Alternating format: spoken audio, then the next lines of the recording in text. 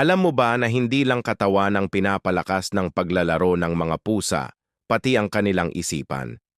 Ang paglalaro ay hindi lang basta libangan para sa ating mga alagang pusa. Isa itong mahalagang bahagi ng kanilang araw na tumutulong upang mapanatili silang alerto, masaya at mentally stimulated. Tulad ng tao, kailangan din nila ng mental exercise para makaiwas sa stress, boredom at mga ugaling problemado. Narito ang mga punto. Number 1. Napapanatili ang talas ng isip. Ang mga pusa ay likas na matatalino at nangangailangan ng mental stimulation upang maiwasan ang boredom at cognitive decline. Number 2. Pinipigilan ang destructive behavior. Ang pagkabagot ay maaaring magdulot ng stress na maaaring mauwi sa pagsira ng mga gamit o pagiging agresibo.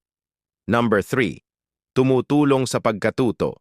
Sa pamamagitan ng paglalaro, natututo silang maging alerto, mabilis, at mas mahusay sa paggalaw. Thank you for watching mga ka-Real Cats. Stay tuned sa mga bagong videos.